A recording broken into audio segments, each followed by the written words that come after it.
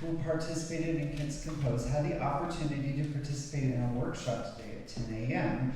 where they got to hear the original melody they created, played by different instruments, and then they got to kind of choose the instruments that were going to play their melody. So one of the people who did that was Allison. So Allison, tell us I told you her name's Allison, but she's going to tell you her full name. So I'm Allison Pepper, and I go to Child Elementary School, and I'm in 4th grade. Wonderful. Well, Allison, what's the name of your melody? Potato chips. Potato chips, one of my favorite things in the world. All right, so Allison, can you tell us kind of what happened today, what instruments you got to hear, and what were some of what did you decide on with regard to what you wanted to play your melody?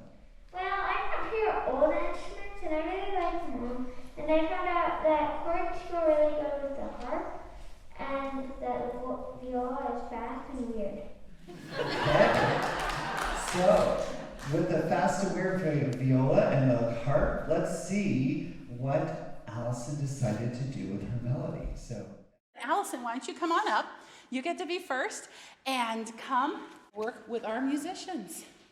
All right, come on up stage either side. So you play piano, is that how you compose this on the piano? Excellent. Well, 2 years ago, I was just filling it with the keyboard, and I found some notes I liked, and when I put them together, it made this, and it sounded like potato. And it sounded like potato chips. Everyone, this is potato chips that we are working with. Fantastic composition here. So potato chips now. What kind of sound does potato chips have? Sharp and crunchy. Crunchy. Sharp and crunchy. Sharp and crunchy. So, which of them would you like to hear some sharp and crunchy potato chips with? Yeah. The viola? Okay, now here's my question. How much of it do you want him to play? Just the first line, or, okay, 12, through there, through 12? Okay, can you play for a measure? Sure.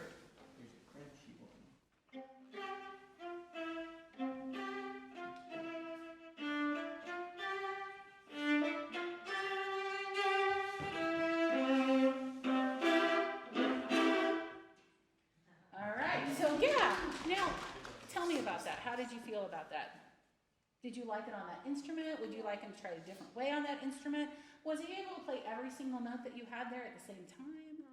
Ooh, so what's going on there? You need like something that can play 3 at Do you think there's anything here that can play 3 notes at the same time? the harp. Can you do that?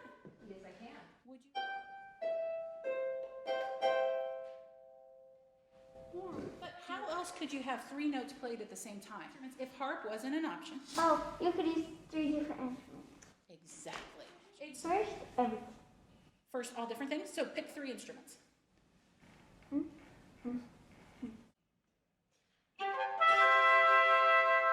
do you think? I like that. You. Now I want to do all strings. All string. Okay. I like that.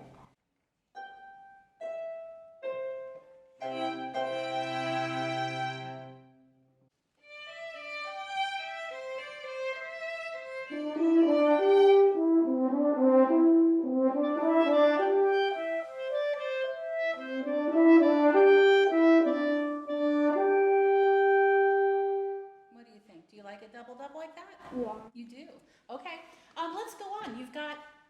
This looks sort of familiar to me. Yeah, it's like the A section and the B section.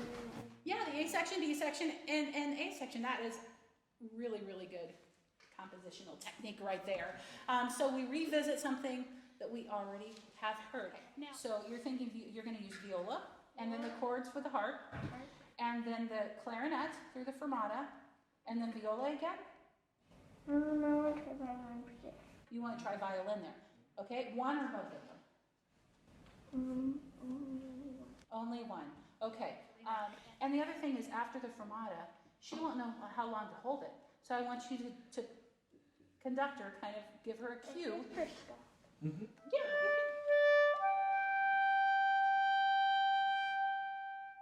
You know what? Here, we're gonna actually, like you're cutting off. Let's do it that way. You can go ahead and give her a whole cut off, and then when you're ready, start.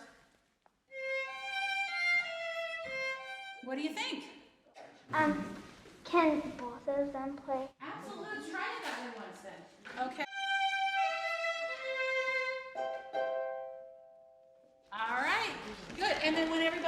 you can turn around in the concert and you can take a bow, and then you can go have a seat. Thank you, guitar.